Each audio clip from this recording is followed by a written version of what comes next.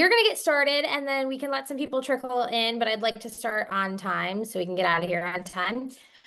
So for those of you who don't know me, my name is Danielle Sullivan. I am the team leader at Keller Williams Elevate and Keller Williams Living up in Cleveland, Ohio.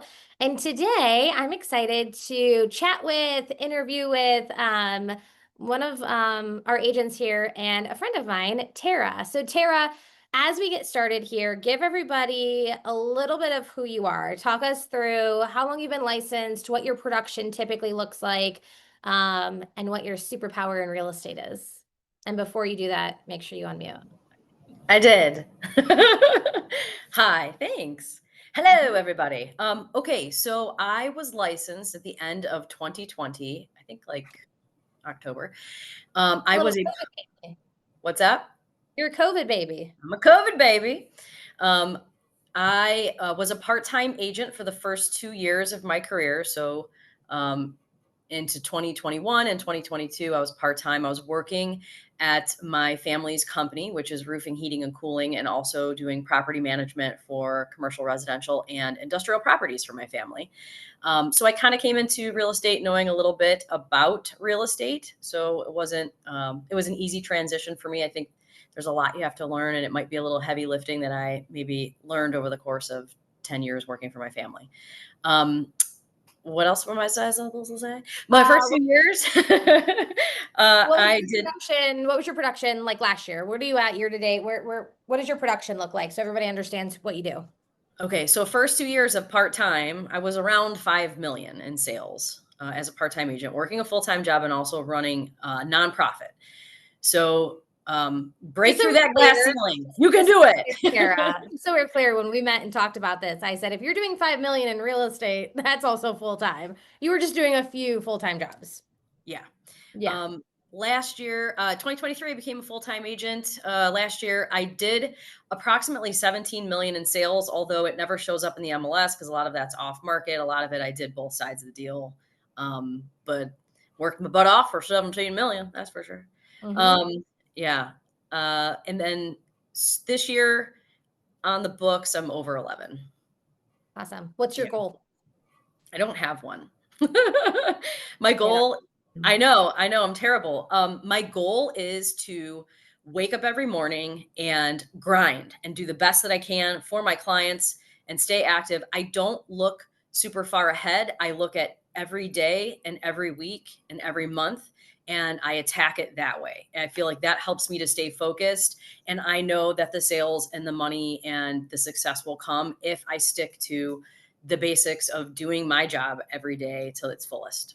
Yeah, you're almost, and they say this in bold a lot, but you're almost not attached to the outcome. You're just attached to doing the activity, right? Because if you do the activity, the outcome will come. So you're not as attached to what's going to happen from the outcome. You're more attached to doing the activities.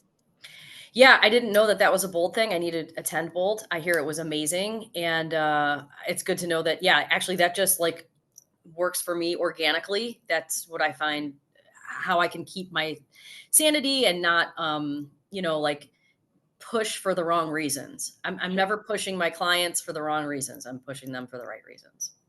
Love that. So you have a little bit of a background in customer service. You've done some property management. You knew a little bit about real estate getting into this.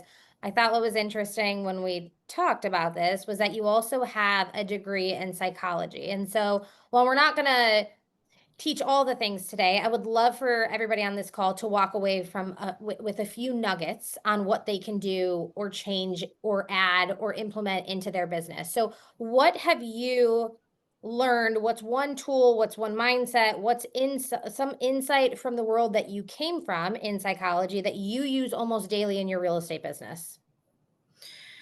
Okay, so definitely emotional intelligence is the biggest thing. In my previous life, working in pharmaceutical sales and medical supply sales and things like that, I think that being self-aware and understanding yourself and your own emotions and then how you are perceived by other people is the most valuable tool in sales, period. Being aware of how others are feeling and how they are perceiving you, and understanding that your communication style, your energy, all of those things are so, so important. And if you can develop those skills, you will be successful in sales, period. Can I ask another question just to go a little deeper into that? When you walk into a listing presentation or you walk into a buyer consultation, what are some of the initial things that you're doing very quickly early on to pick up some of those things to be able to read and then mirror and match somebody? Because I think while we are all in sales, right, we know that this is the people industry and we're winning people over. And so, how are you very quickly picking up? Are there specific questions that you're asking? Like, what are you doing to almost understand the person in front of you to then have that self-awareness to be able to like adjust your own personality? Okay. So there's a couple things that I do right away with clients, and one is either via email or that first conversation. I am somehow sneaking in there how passionate I am about my position, how active I am, and what my production looks like. I want them to feel comfortable with me. I want them to know that my background is going to be an asset for them. So building credibility is always important, but how you do it is also important. So, um, really understanding the person's personality. Like you could come off as being arrogant and braggy, or you could come off as being like, scientific and clinical. And it just depends on, who you're talking to. So definitely listening to people, listening to the cadence. Like Danielle and I sat down at lunch and we're like, "Brrr," like the whole time. That's their personality, though. Like nonstop. And we love it and we jive. And like, that's probably truly where I'm at in terms of my natural communication and what I like. But if I am dealing with somebody who's maybe, retired and older and slower, and they Hmm. take a little while longer to talk, I'm going to stop myself from being crazy bumblebee and I'm going to pull it back and I'm going to slow down. And you have to kind of like watch people, and asking them questions about like what's important to them really delves into what kind of person they are. There's so like the disc profile is one way of doing it, but the other way is what I like is like the colors. So it's similar to disc. I say red, blue, yellow, green. I feel like that's a lot easier to grasp than the disc. There's a whole thing on it. We'll do a different class on it because there's too much to go through right I'm now. assuming red is D. Yes, correct. Yeah. Okay. Yes. Okay. And so you're So very quickly like stepping into that appointment, stepping into those consultations. You're very quickly in your head saying, this is a red or this is a blue or this is a little mhm, bit of both. And then to your point, like you're slowing down or you're talking more or you're adding this piece of it in or you're bringing comps in or whatever that looks like. Like that is what you mhm. got, in your opinion, obviously from being in sales, but also like with having that degree in psychology. Like those are the things that you sort of bring into this industry. Yeah. There's also a really good YouTube video. I'll share it with you, Danielle, so you can put it on. It's a woman who is a scientist that deals with like sociological interactions. And she has a whole long, like 1.5 hour talk on the School of Greatness about like, even on a Zoom, like if you're closer on your Zoom, how it can Mhm. feel a little uncomfortable versus if you're too far back. Yeah. Like now it feels weird, right? So Yeah. there's a lot of things that you can learn from this. So that's a really great nugget. I send that out to anybody that, I ever coach or mentor or whatever, because she comes up with some really great things. Like even your text messages, if I'm dealing with a client who's very dry and like kind of like, like they're not a client I'm going to hug at the end of the transaction, like they're a little bit drier, then I'm going to not come through with warmth in my text messages, which warmth can be achieved by emojis, Mhm. exclamation points. You don't want to do too many because now you look floppy and flimsy and Weird. flaky. So Yeah. yeah, so it's a really good YouTube video. I would recommend everybody watch. I know it's long, but like stick it on in your car while you're driving and just absorb that information because it is very helpful in establishing that emotional intelligence and understanding how others are perceiving you and how you want to be perceived. Do you So remember the gal who did it? What's her name? For people that might be. I'll pull it up. She just came through. But like really like what we were talking about, like when I saw the breaking ceilings is the name of this Mhm. like talk, right? So yesterday I was just touring a house that like literally had no floor. So there was like no ceiling in the basement. And I was like, oh, breaking ceilings. Here we go. Yeah. It's not what this is about. But I think there's two big hurdles that kind of ceilings that I broke through in the journey. And one was obviously going from part-time to full-time. If anybody wants any like one-on-one coaching as to like how they can manage that, I would be happy. You can reach out to me at any time. But it is an adjustment and you have to sacrifice. The other ceiling is going from a team, being on a team, to being a Hmm. solo agent to starting a team. Yeah. And I think throughout all of those things, working on yourself and discovering what things are really strong at, and again, having that emotional awareness and intelligence, those will help you to break through any ceiling. But I think the biggest thing of breaking ceilings is your mindset. Hmm. Um, and it's like so like cliche, like, oh, your mindset, of course, don't break through the ceilings. But no, it's real. Yeah, And like what are you willing to do? What are you willing to give up? Yeah, I was gonna say mindset and then grit, which I think is like we call you the Energizer Bunny for a reason, but truly, I don't know a lot of people that work harder than you do for your clients. So I do think it's mindset and then it's grit. Like what are you willing to do? And are you not willing to do it, right? Like you didn't have to quit your full-time job to go into this. And we actually so when we sat down, I asked you the question like can you share with everybody on this Zoom what time management looked like? And you said, no, I can't teach that because I wasn't very good at it, right? that's not how I operate. I just go because I've got that mindset that I need to get out of this job as quickly as possible. And in order for me to do that, I've got to work two jobs for a little bit, right? So, Mhm. okay, for those people that might be on the call, and I know a few of them do have other jobs, like outside of going through like full coaching, like when did you know? When did you know, okay, now is the time where I'm really like, I'm carrying two buckets right now. I'm carrying this real estate bucket and it's getting heavier, but I also still have this other heavy bucket of my full-time job. Like, when did you know that you had to let one of those go? Okay, so it's a bit scary to be commission only, right? So Mhm. for anyone out there who's trying to break that glass ceiling, um, I would recommend that you link up and try to find a way to incorporate real estate type stuff that you can get paid for. Like maybe you like cleaning. And so, talk to some realtors and say, hey, if you ever have a listing that you need cleaned, or if you have a buyer that you want to gift them a cleaning service, like hook me up. I would be happy to do that. So then you still have cash coming in. I think you could go, I mean, you definitely need to go full time if this is a career you want to pursue as a full time agent. You Sure. have to do it. You have to make that jump. And it can be a little scary. So, like linking up with agents to say, hey, I will go and show houses for you if you're out of town or you can't do it or you're overbooked. I will take your clients. Here's what I offer.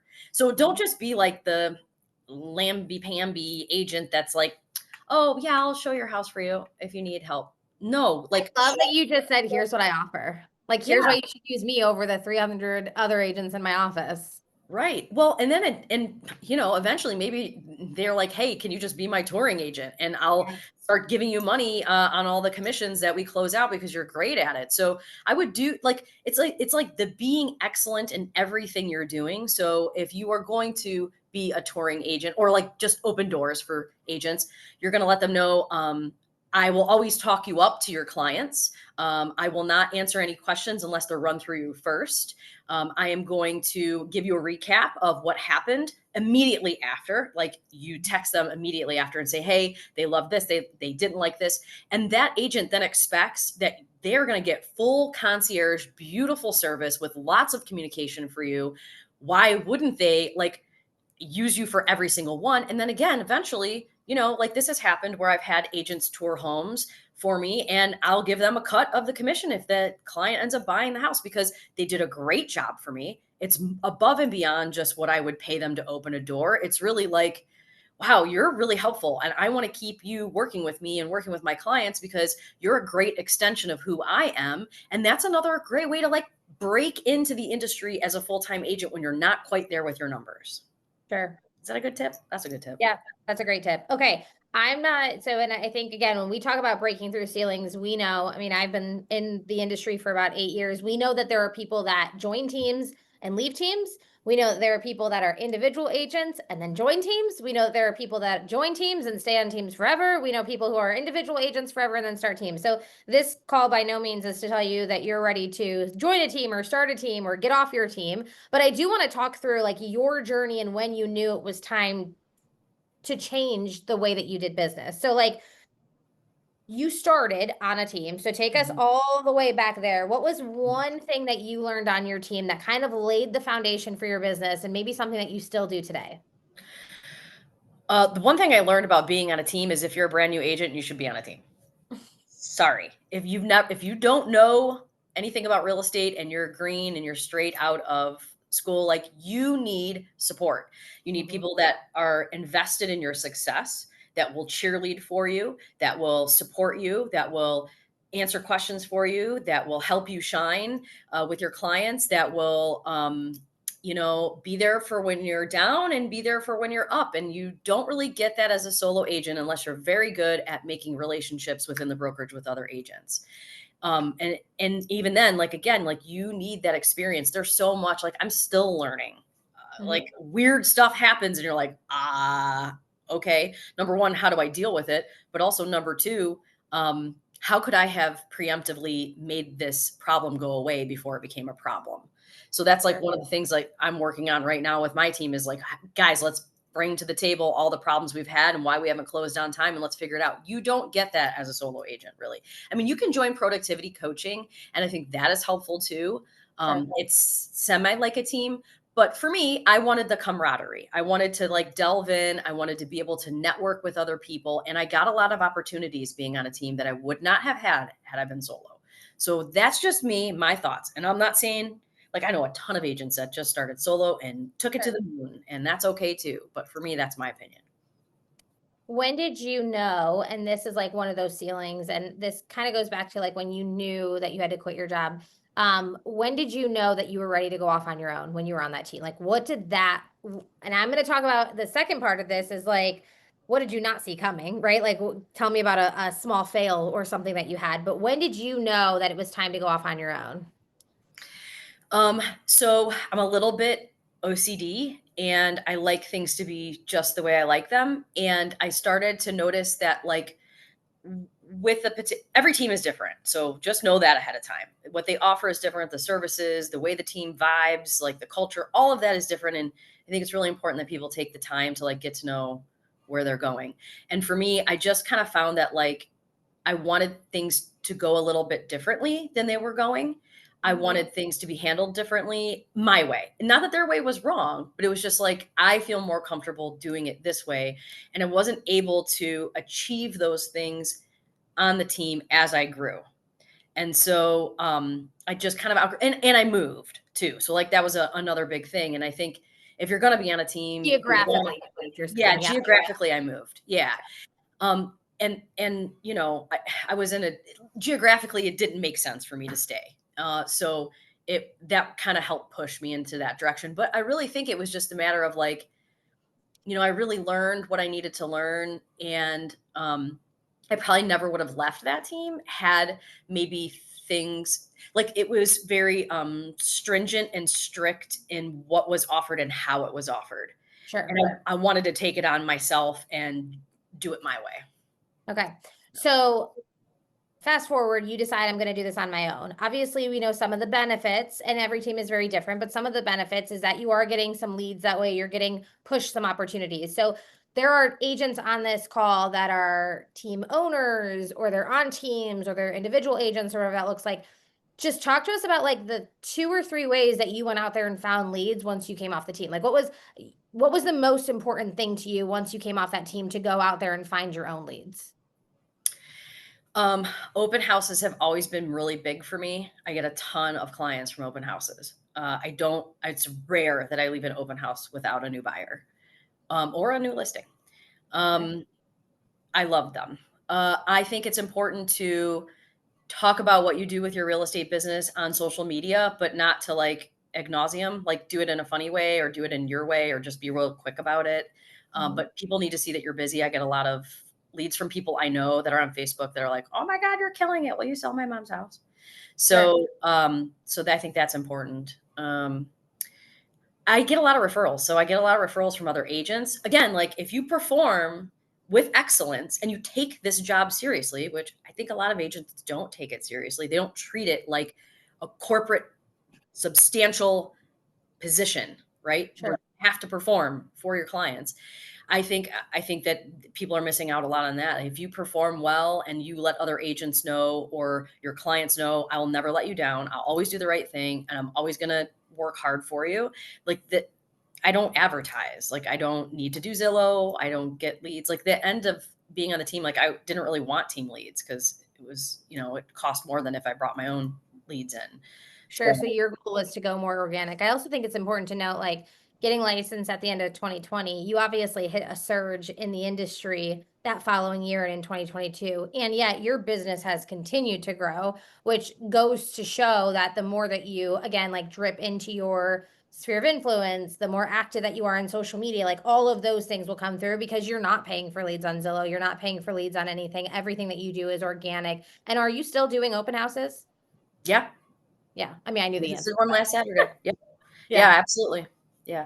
I let other people do my open houses because I feel like it's a good opportunity for them. But Sure. like if ever there's a gap, I'm filling it myself. I mean, I do Rick T's open houses on occasion, you know? He'll call me and be Okay. like, "Hey, you want an open house?" Sure, I'll take it. Yeah, I Okay. think when I first started, I did 4 a weekend. What is your top three pieces of business right now, your top tiers? Is it open houses, sphere of influence, and social media, or is it a little different? Nope, it's the same. That's what it is? Those are Mhm, those three? mhm. Okay. Yeah, I think I did a podcast with another team leader like a while ago, and it was all about like what's the best way, like what's the best marketing like strategy you can use to like brand yourself, to put yourself out there, and to accumulate leads. And we both like were like, you being excellent is the best way to market and brand yourself. Period. 100%. Yeah, your reputation is everything. And then you have to make sure that people know what it is, right? Yeah. You have to make sure that people know what your reputation is. Okay, so talk to us about when you decided to come off the team or you decided I'm going to go solo and I'm going to kill it because you have. What's a failure that you've had? Like, what was something that you're like, whoa, I didn't see that coming, or like, whoa, that was, and you haven't had a lot of them because I can see your success. But what is a failure that you had, or something that you're like, I didn't see this coming when I decided to break through this next ceiling? So when you start to get busy and you're doing like more than 10 million a year, you will lose your darn mind if you don't have proper admin support. Yeah, And I definitely like you can do it, but feasibly in a way that's like sane. It's you very should. hard to go from 10 to 15 million without kind of admin support. There's not enough of you. You can't text or anything. I mean, like now I even have a driver some days. Like drive me around to my tours and I will work on my computer while you drive. That is real. I know that's kind of like That's ridiculous, so but funny. I it was talking about another helps. agent that does this, and I did not know that you did that sometimes. But you got to I find your leverage where you can, right? Is Yeah. that what do you think from that 10 to 15 million that you've done? Obviously, you've brought on a few other agents to help you as well, but that's pretty recent in the last few months. So do you think that next ceiling was hiring an admin to come in and help you with your paperwork? Yeah. Well, yeah. So you were the one that got me to start the team. You know that, right? Yeah. Yeah. If you and I thought about it. I It's was looking one. for help because again, when you have so many buyers that want to go see homes, you have to show them. Like, I'm not the person that's going to say, like, oh, well, you just told me about this house today. I'll show it to you in 2 days. I'm like, let's go. You want to see it? Let's go. Like, energy, hype, excitement. Let's do it. I'm here for you. Let's go. Like, you always have to do that. Plus, two, what if you miss out on it? Wah wah. Now they want a new agent because you just made them miss out on the house that could have been the house of their dreams. But had they toured it, they would have realized it wasn't. But Yeah. whatever. So having like I called Danielle and was like, I need a touring agent. Help me.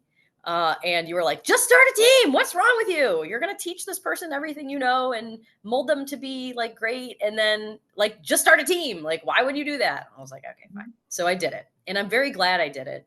I love my team people, and we don't even really call it a team. I think Mike Roberts said it's called the co-op, but it's really more of a partnership. It's a team. And that's how I introduce all the leads. When, if I give a team lead away, this is my partner. Like we work together, and I'm just there to hold their hands until they're great at what they do. And then they can stay on the team. And it's a very simplistic, easy. I'm not going to go into like how I'm structured, but Sure. I think it's What so did you get? sustainable. What did you get back when you started the team? Or what did you like? So I think when you had the admin, what you got back was a little bit of time to push more into more sales. And I'm Mhm. going to ask you a question. When you were running around without your admin, do you think you lost out on opportunities or deals, or did you just run around and you lost sleep? I lost sleep and I was very, very stressed out. Yeah. Very So stressed out. you get an admin. I You had take 2 admins. you have two admins. You take a little bit of a step back to get them up and going, and now they're Yeah. up and going. Now you bring on a few agents, or it was one in the beginning, obviously. What since doing that? I don't know that you've gotten all your time back because you're also coaching and consulting other people, but what have you gotten back from doing that? What have you gotten back from hiring leverage? Okay, so hiring leverage for me is like I hate to say no to any business that comes my way, and Hmm. I cannot feasibly take it all on. So having that leverage means I still get to service. I never have to say no to anybody. I still get to give them service. I'm still there in the background. They think that we're working together, which for the most part we are, but like I can be more hands off. It's like the agents have now learned more and more about how the transaction should flow, what they need to do, and they're tapped in with the admin so that client gets the same emails and communications. Everything's all the same. It's all like a machine plugged in, Hmm. and I feel like comfortable. Like I feel like I never have to say no to any business. I never have to turn anyone away. We've got someone for them. Let's go. We're going to keep you moving. So it's just, I don't know. I feel a lot less stressed now. I don't have hot flashes anymore. So we Yeah. love that for you. Thank I you. think there's some people on this call that are thinking about hiring leverage, or I do think there's some people on this call that might be on teams that they're like, I don't always use all the leverage because I think I can do it better, right? So what's like a piece of advice that you would give to an agent who's overwhelmed but maybe afraid of hiring help? Well, it would have to break down to like, what are you afraid of? Like, what's the barrier? What's your glass ceiling about it? What Yeah. is the invisible Okay, barrier you've created for yourself? I'm gonna give you two. One, and these are just things that I hear. One, I'm afraid um, that they won't do it as well as I can do it. Right. So, I know that you had that issue too, because I know you as a human being, right? So what did that look like giving up control? so I definitely do a long-term interview where they don't really realize they're even being interviewed, right? So I just give people a little bit, like, open a door for me. And then how do they act? How did my clients respond? I ask my clients afterwards, like, how did it go? How did they do? So it's kind of like you have to be very selective about who you let into your circle and make sure that your personality styles fit, your work ethics fit. And then also, I think like if you're going to become a leader, um, or even a solo agent and not be a leader, but just move, you've got to have the wherewithal and the patience and a little bit of the like, give it to the universe. Mhm. Everything's going to work out the way it should, but you can't sit on your laurels. You have to know that it's going to be a little bit of a sacrifice to build your dream, to build your business. And I just think, yeah, I know hmm, so I'm on every text message and every email communication that happens with my clients that I've given over. So you So haven't given up full control. I haven't, no. I just, but it's not Okay. really that I don't trust the agents that are taking the leads. I do. I just don't want that client to think I've left them. Yeah. That's really what it is. But the secondary thing is I get to watch these agents like just freaking kill it. Like I've not and you have the opportunity to give feedback, bad or good. And in terms of like, hey, don't forget to do this or hey, say that. But also like mostly I'm like, damn, they're good. Like great communications. Like everything is flowing. You got it. Like it, and that's inspiring. That's fulfilling. That's juice for me. So I like that. Was like sort of pivoting a little bit. Okay, well, I guess I'll pivot in a second because I told you I was going to have two objections. So the other objection, like I don't want to hire an admin or I don't want to hire an agent because I don't have time to train this person. So like I think there's a lot of that in this industry is like I'm very overwhelmed and yet I don't have the time to train somebody to do the things exactly how I would do them. So what would you say to somebody who said that? Okay, so we're realtors and we're problem solvers, right? Like that's what we do for a living. We solve problems. Like that's really our job. Mhm. So then you reach out, talk to other agents. Hey, especially in your brokerage, because I think you can't use admins cross brokerage. I don't know what the rules are, but I thought I saw that. So, who do Yeah, you use they're as not an like admin? Maybe you can link on to somebody else who has admins that the admins have time to take on more and they can support you and then they're already trained. And maybe you just have to say a few little tweaks of how you like it instead.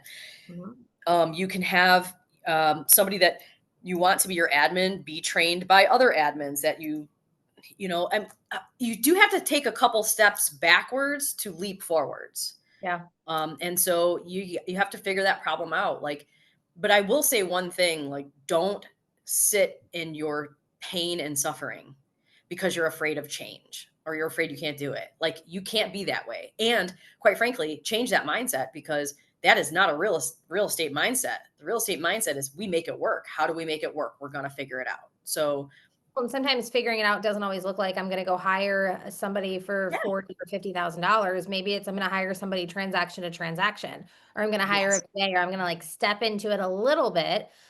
When you are bringing on a new agent, and I guess maybe let's talk about the first new agent that you brought on. And not new agent, the first agent that you brought on. How many hours do you think you spent training that agent before they were up and running, and was it worth it? Absolutely worth it. So I do like 1 hour to 3 hour group meetings weekly, mostly. And then I try to do 1 hour one-on-ones weekly with Hmm. each agent. So like that's the extent of that. I am big on learn while like getting paid to train. So everything we're doing, I'm not just like training them for no reason. Like, here is a client. Let's work this together. This is Yeah. this document. This is what it means. Here you go. But also my admins help to train too. Yeah. So like Yeah, now they're at the point where they let's find deals and then we'll worry about the paperwork later, right? And we'll Mhm. worry about the stuff later. But instead of like learning all the things before you do all the things, you're kind of pushing them along. Yeah. Um, how did your business shift or maybe your mindset shift once you realized and sort of became responsible for someone else's success? Because that's a That's why big I part of didn't want a that. team. That's a big part of that team that you have, right? Like you are responsible a little bit. Now, you can't want it more than they do, but what does that look like for you? What did that mindset shift look like for you when you actually became a leader, is what it is?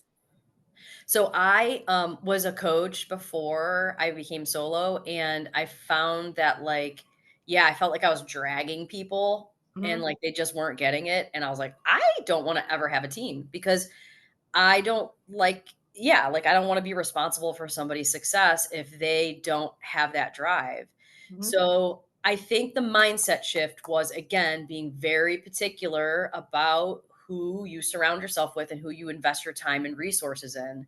And whether or not the people that are on my team know it, like they were hand selected and carefully watched and asked about. Like there's a lot in the background. So if anybody wants to, start a team or wants to enhance their team and they have questions, like I can give you all of those background kind of off the cuff hidden interview, sneaky Hmm. interview stuff that I was doing. Because really, again, what it comes down to is like, I'm not worried about them not being successful because I know that each one of them has what it takes. Right. And it's not about me not letting them fail. It's like, I know that they won't. I'm just here to support them and help them raise themselves up. But before that mindset, I was like, I don't want a team. It's going to be so like drag me down and I got to do everything for everybody and they're never going to get it. And it's going to be too hard. Like that was a shift because of the people. So I think the mindset shift was more around like, let's pick better people for the bus seats. Yeah. Well, because in your previous role, you didn't always No, I just took have whoever. that. Yeah, Yeah, you took them. It wasn't, and yeah, you didn't get to hand select obviously in that role. right. Yeah. Yeah. Okay, give us two things that you look for as you look for somebody for your team. As you look for somebody who's a good fit, what are two things that you're watching for? Is it their personality? Is it I ask them a very specific question and see how they answer it? I look at their job history. Like what are two things that you look for or you look at when you're talking to agents that might be a good fit for you? Like positivity versus negativity. I don't like complainers. Like, let's just problem solve rather than complain. And don't get me wrong, I complain too. Like we all have our moments, but like that habitual negative person who's always like Eeyore, like that's not a good fit for me. Like I will like, but I think that that's a good thing too, because that's how they're going to be with clients, So you want somebody who is going to remain positive and again have patience, who has a good work ethic, who's hungry, who's coachable and like wants to learn stuff, but also can teach you things too. So it's a nice exchange where it's more of an equality, not like I'm the leader, follow me. It's more like let's work on building this together. as a group. I think that's important, and finding people with those kinds of mindsets.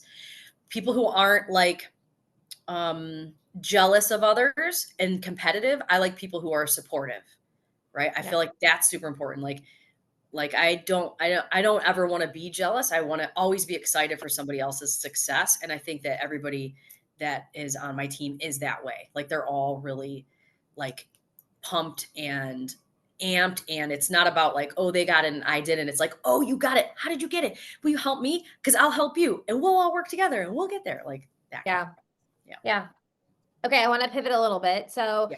talk to us about your first year and maybe your first or second year, Wait, even though that can I say one more thing though first? you can say whatever you want. There's not a specific personality type for this industry.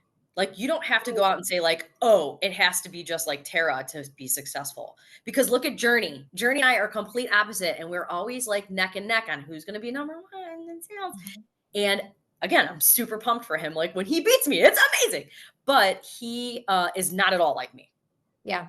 So, like, you don't have to look for a specific personality type because there Mhm. are enough people to come at the table. There's enough types of clients to fit each type of agent personality style. Agreed, but I would say, and we talk a lot about this, so I won't make this like an entire disc class, but I do think like what might be holding you back from breaking through that ceiling is yourself sometimes. And that is, are you willing to one, do the things, and then two, change a little bit of who you are? And what I mean by that is, yes, anybody can get into this. I mean, I've probably looked at 150 legit, like 150 disc personalities in the hiring that we've done, and every single one of them is differently. You have to ask yourself, am I willing to change when I'm sitting across from that table? Or am I willing to do the things that do not fit into my personality in order for me to break through the next ceiling, right? Like if I'm a C personality or an SC personality and I don't love making cold calls, but I don't have any business, am I willing to change and get a little bit uncomfortable and do the things? If I don't have a lot of I in me in that disc, or I don't know if I is blue, I'm going to assume it is on the disc. If I don't have a lot of blue in me or I don't have a lot of I in me, am I willing to go sit in open house, even though it's going to make me very uncomfortable to talk to the 20 people that are coming into it? So I do think like when you think about breaking through that next ceiling, it is, are you willing to do the things? And then are you willing to change a little bit of who you are? Because you're right, every single person is different and every single personality can get into this business and find success. But are you willing to change a little bit of what's ingrained in you and your Mm. personality to do the things? Yeah. Or link up with someone else Yeah. where you now have like a good partnership and they can help you to break through things that maybe you're not. I mean, yeah. Problem solve and find the arena that doesn't feel terrible to you. Like, definitely try stuff out a few times before you're like, Yeah. absolutely not, I won't ever do this again. Like, Well, I that's think, cold calling for me. Like, I don't do yeah. cold Yeah, calling. agreed. Yeah. I agreed. And I I do think, cold facing. Like, I'll go out and meet a yeah, bunch of people like all day long. Yeah. but like no desire to pick up the phone, right? Yeah, because yeah. What is your disc? Your I, but are you IS? Are you D? No, I'm red and yellow. So Yeah. the Oh, D you're driver DS. and the sanguine. Yeah. Yeah. I'm the Interesting. social butterfly and the type A personality. Yeah. Yeah. I also think this goes back to, not that this is a hiring call by any means, but when you're looking to break through that next ceiling, I think a lot of us just assume that we should hire somebody that is exactly like us, and that is not the answer all the time. No, don't. Especially for like an Yeah. admin, right? Like look at your personality, look at the things that you're good at, and then find somebody who's good at the things that you're not good at so that you guys can truly be partnerships. Because if not, like it is the blind leading the blind, my Yeah. friends, and you don't Well, want and the Clifton Strengths Finder is another really great that. tool to use. And then you can kind of like, if you're interviewing people for admin positions or for team positions, you can have them take the strengths test, and then you can see like where can we, fill the gaps that need to be filled. Yes. Agreed.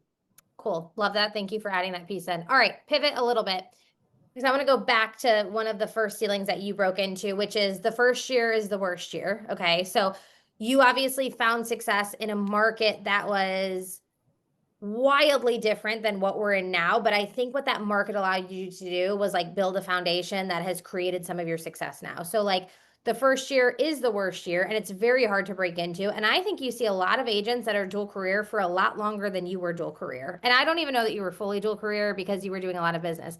But talk to us about like breaking into real estate. Yes, you were a little bit in the property management side of things. Like you understood business management, like, but how did you break through that ceiling of your first year? Because it wasn't your worst year, right? So, what did you do? I don't know if it's mindset, I don't know if it's activities. I think it's probably a mixture of both, but talk to us about a few things that you did in your first year that maybe set the foundation for the success that you have now. So anytime I could do something that was related to real estate, I did it. It didn't matter if I was getting paid for it or not. It didn't matter if it was for a client or not. If it was related to real estate, I was doing it and I felt like I was successful because I was real estating. So open houses, opening doors for other agents, going to networking events, taking lunch and having coffee with people that I just wanted to pick their brain. Like that all to me was like, I'm an agent. I am real estating right now. And that's a win. So I never looked at it like, again, just even with like the goals of today, like I don't look at The it's outcome. gotta You look mean, at yeah, the it's gotta mean activity. money. It's like the activity itself. Yeah. Focus on the activity itself, and it will fall into place if you're constantly doing it. You're staying focused on the activities. You're staying focused on being an agent. It will happen. But you got to be excellent. You can't be like ho hum about it. You can't send like stupid text messages that don't make any sense. Like you have to make sure your grammar is proper. You have to, like all of the soft skills that you would be taught in like a corporate setting. Those need to also be utilized in this setting. Although a lot of agents don't use them, they should because they would stand out if they did. They will stand out. Talk to us about soft skills. When you say that, not everybody knows what that means. I think a lot of times people get into real estate and the first thing they think is, how do I talk to people? I need scripts and dialogues to make sure I'm looking good and sounding right, right? Which isn't always the case. So talk to me about soft skills and how those, in your opinion, win over some of the dialogues and scripts that we're taught. So soft skills would be things like being prompt and on time, coming well dressed and put together well, like you don't have cat hair all over you and your hair is, not like this right now. And you have a clean car that people are seeing as you drive up, like your clients will see your car looks clean. My car's so dirty. I should not be saying these things. Okay. So that your response time is good, that your text messages are poignant. Use ChatGPT. I've got an agent that works with me, and he uses ChatGPT for every email and every text message he sends to a client, and his communications sound amazing. I'm always like, oh my God, like this is brilliant. Like he Mhm. sounds so good. So communicating properly, the way you speak, like not using like nomenclature that isn't professional. Always, don't swear, obviously. So presentation is everything. Soft skills is all about just like the general basics of looking like a professional. Yeah. That's it. And it's like so subtle, I think, as well, right? So when I first stepped into this role, like a month in, we were like, let's do a book club with our leadership team. And we read the book, Be the Unicorn. Have you heard of it? Yes, And but I it haven't is, read it. it goes through, it's amazing. And it goes through the 12 soft skills. And like the first one on there is like, be the fast. How are you the first person that communicates back with that seller? How are you the first person that communicates back with that client that walked through the open house, right? And so it goes through these 12 soft skills that are so subtle, and yet they make such a big difference in an industry like this that is based on relationships over the sales side of things. So, Yeah. Well, and for me, those soft skills, like that is like the number one thing that all agents that are new or even agents that are just like looking to grow their business should really be doubling down on because it's a strange industry and you don't see a lot of that. mhm, And so it's so easy to stand out. Whereas if you're in the corporate world, you have got to like go beyond the grind to stand out. mhm, Like I see it as like this is an easy win. Like that is simple, simple, simple. And also knowing about houses. Like take classes on mechanicals, take classes on electrical work, take classes on landscaping, take classes on stuff, learn how much stuff costs to fix. Like learn about the product you're selling. Like that's another thing. And you think in that first year, like you did those things and it felt like you were real estating, right? And so again, like tied Mhm. more to the activity than the outcome of it doesn't matter how much money I make from this. I'm going to learn and be My the craft. best. And then Yeah. I'm going to find clients that way. Yep. Yeah. Home Repair Resource Center in Cleveland Heights. It is amazing, and it's full of a bunch of homeowners. Why wouldn't you go there and learn? Love it. What's it called? Cleveland Heights Home Repair Resource Center. They have Okay. classes specific for women, but they have like anybody can join. They're about like $10. They're free if you live in Cleveland Heights, Hmm. and you learn everything: sewers, plumbing, electrical, drywall. You can learn all about everything. Love that. Okay, as we sort of wrap up here, I want to make sure that you say everything you want to say, but I have a question. What is one small habit or like a system that you've created for yourself? And maybe this was back in 2020 that has made a big difference in your success, maybe over a different agent in the industry. I do concierge mode on the MLS. For when I start an auto email for a client, I never just randomly auto email them. It's always on concierge mode. I wake up in the morning, I look at any new houses that have popped up in concierge mode per client, and I send them over to them. And then if there's one that stands out especially great for their needs, I will text them the Zillow link Okay. and say, "Did you see this one?" I do it again throughout the day if I have time, and then at nighttime I do it. I think that helps to keep you on top of what's new in the market. Again, real estating, knowing your craft, but Mhm. also it gives you a touch point with your client. It is my way of like an auto system for me to remind me I need to touch my client. I need to make contact. I need to show them the houses. I'm adding value because I'm giving them something that they want. They want to see that. And I'm not sending them a bunch of houses that they don't want. I have literally had probably a dozen clients come to me because their agent put them on an auto email that wasn't concierge mode. And they were like, this agent never listened to me. They were sending me a bunch of houses that I didn't like and I wouldn't like, and they're not listening. So I don't want to use them anymore. I'm like, okay, no You problem. said to me one time, I don't know if this is still true, but you said to me one time, you're doing that before your feet hit the floor in the morning, Oh, right? yeah. You're Yeah. doing it from bed in Hmm. the morning, sending texts and emails to your clients saying, I specifically saw this and thought of you. I think, correct me if I'm wrong, you even do this for your agents' clients, right? Like on your team. Yeah. Yeah. Yeah. So yes, if if I am coming across a house that like I'm like, oh, I know that this one will work for that person, like I'll be like, hey, check this out. Off market stuff. We have a whole like Google Doc drive of off markets that we have available so we can link them up with people. But yeah, I mean, and then so yeah, I lay in bed, my computer's on the floor, I grab it, pull it up, and then I do it again before I go to sleep. And that is I a will. habit that other agents are not doing, by the way. Like Yeah. that is something so small in the morning and in the evening that you can do that sets you apart from other agents. And it almost like for some of your clients, they probably expect it. So it's like, and they know if I don't get a text from Tara, there's not a house available, right? Because they almost expect that text every day or a few times a week, or depending on the market, once a week or whatever that looks like. Yeah. It also sets the cadence Mhm. for your transaction, right? So they know my cadence is quick. Like we're gonna you have a goal? Well, let's get there. We're not gonna wait for it. And I've noticed that with some of the clients that don't respond as quickly, and then like maybe they're like with another agent and like it's slower to happen. And I kind of want to like I probably should be like, you need to be texting on the daily if a house Yeah, comes up. Don't text if there's no house, but maybe sure. you could at the beginning in the first couple of Yeah, weeks to say, hey, I'm just checking in. I didn't see any houses today, but I'll keep you posted yeah. if I see one. You Yes. know, so you just set that precedence of you want a house, you have to move quickly. And I don't get me wrong, I have clients that I've been looking at houses for 4 years with them. No joke. Sure. But and it happens, but they have particular taste and location, so whatever. But again, it's just driving the bus properly. I agree. Sorry, I'm throwing into the chat because I just have one more question for you, or maybe two. But if anybody does have any questions for Tara, drop them in the chat, or you can unmute. We're happy to. I mean, she's here and she's amazing. Okay, two questions. Oh, did somebody have one? Maybe not. I swear I just heard somebody. Okay. Two questions. If you had to give the audience, like, again, I love for people to just walk away with something. So if you had to give the audience like one piece of advice, like mic drop, maybe it's the concierge thing, but like one piece of advice from your journey so far that you've learned, what would it be?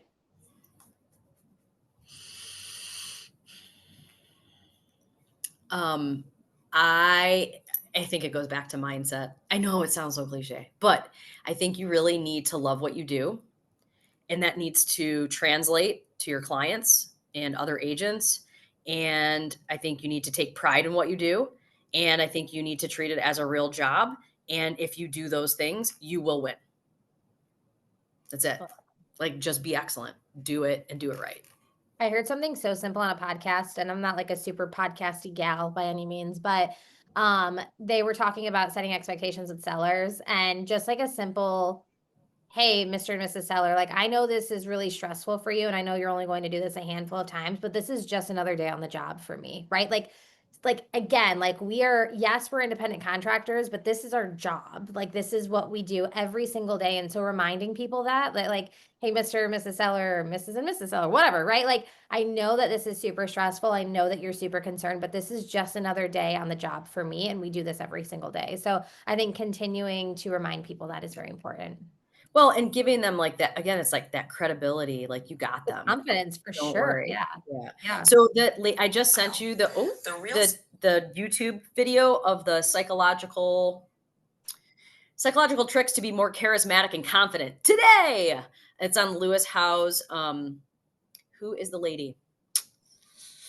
It's on School of Greatness. I'm dropping it right here in the chat so people can grab it if they want to. Okay, I'll go cool. listen to it too. Vanessa Van Edwards is her name. Love it. She's good. Okay, last question I have for you is, and maybe you don't know yet, but what's the next ceiling? What's the next thing for you? So the next thing for me, Domination. yeah. So the next thing for me is to like build teams within the team. So Ooh, the agents become so amazing that they are now building their own teams within the team. love that. Yep. Can't And we wait to all help. work together. I We love that. all work together in a happy family. Cool. All right, anybody have any questions for Tara before we get out of here? Cool. Well, I appreciate you. I love you. You know that. Thank you so much for being here. I do think Tara's done amazing things in a very short amount of time in her career, although like at this point, COVID was 5 years ago. So it's still like 5 years in the industry. If you guys do have any questions or need anything, she's a great resource. She's amazing. She'll tell you anything. And you'll have a really good time at lunch with her. So Tara, thank you so much for being here. Everybody else, thank you so much for being here. Go watch that YouTube video. And the podcast I was talking about is Empire Builders, and it's their most recent podcast. It's a part 1 and a part 2. So you can go listen to that too if you're podcasty.